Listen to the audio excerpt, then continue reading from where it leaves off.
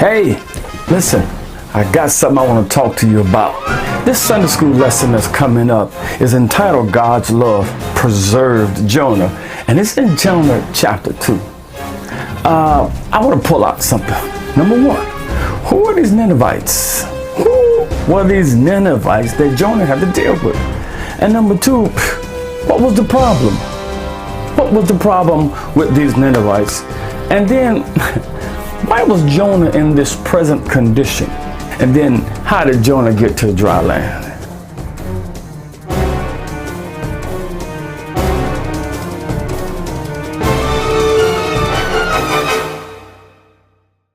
Did you know that Nineveh was built by the great Nimrod? Remember Nimrod? He was the one that they decided to build this world and go up rather than go out. And God came down and he confounded their speech. Did you know that Nineveh was at least 500 miles from the hometown of Jonah? Did you know that Nahum, the prophet, prophesied in the book of Nahum against Nineveh? They plotted against the Lord. How do you plot against God?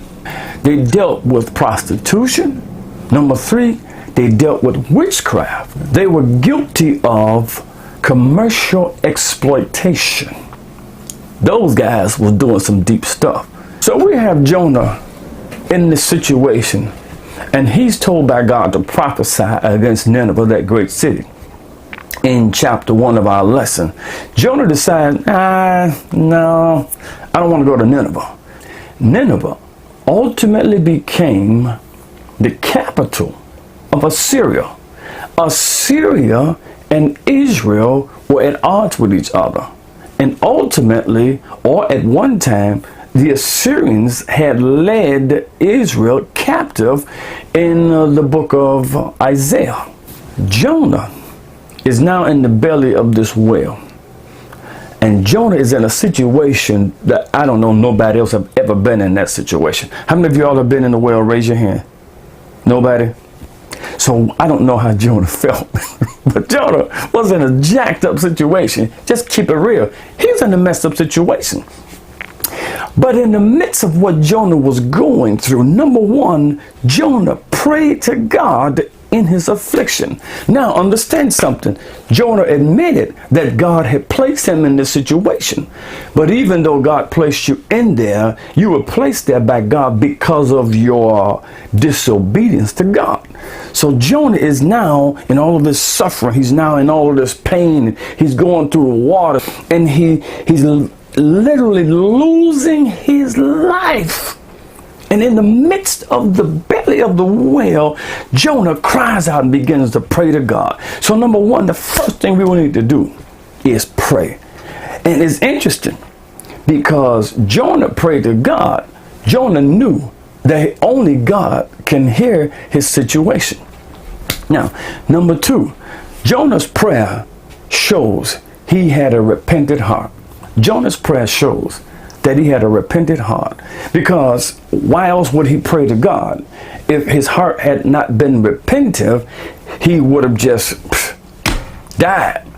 But Jonah realized something right in the belly of that fish that he was supposed to have, or he should have obeyed God. And so the best thing for him to do is get right with God. So he prayed, and then his prayer shows that he had a repentant heart.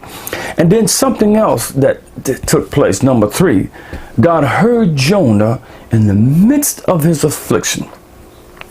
Jonah knew at this point that only God could hear him, and only God could restore him. Only God could hear him, and only God can restore him. And at this point, it was only the mercy of God that Jonah wasn't dead. It was the mercy of God that fish didn't just start chewing on Jonah. Sorry, Joseph. It's the mercy of God that Jonah didn't die, and that the fish didn't get messed up. Because I'm going to be honest with you, it's illegal for you to eat a man, because man was made after the image and the likeness of God. You eat man, you eat God. Lord have mercy. I'm going to keep on moving. Jonah was in this condition because he disobeyed God.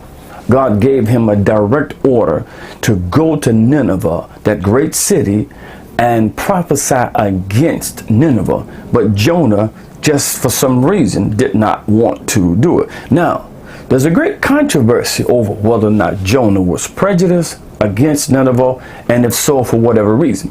There's a lot of things that plays an important part in this particular lesson.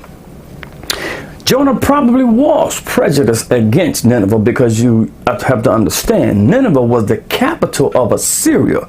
Assyrians and Israelites did not get along. And at one time they were held captive by the Assyrian nation. And those Assyrians were so bad till they take a hook and hook it in the Israelites' noses and led them to captivity. That's a bad thing, for you to have a hook in your nose and somebody got a string and leading you from your land to their land. Check that out. That's in the book of Isaiah. But then also you look at something. Look at the reason that Jonah told God why he didn't want to go. God made a highway and an expressway, and God had the mega bus called a whale to take Jonah from land A to land B, because I don't know how far Jonah gotten now. He was way off course, but God got a way of putting you back on course, and he got a way of closing down highways and roads so that you can't go down that road. God got a way that you can't go over. You must come in at the door. That's a song. And if it ain't, I'm gonna make it one. Like to hear it? Here it goes. So when we get back to this point, we look at Jonah is now in this belly of this whale, something that he should have been eaten up by alive, and the whale should have had him for dessert.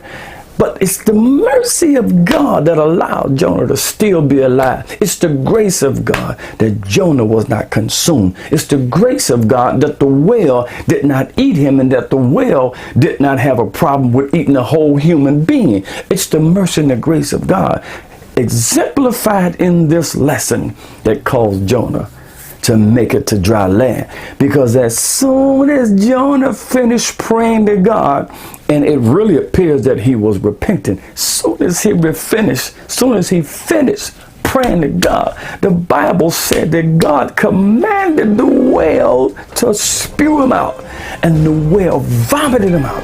The first time I ever seen an animal vomit.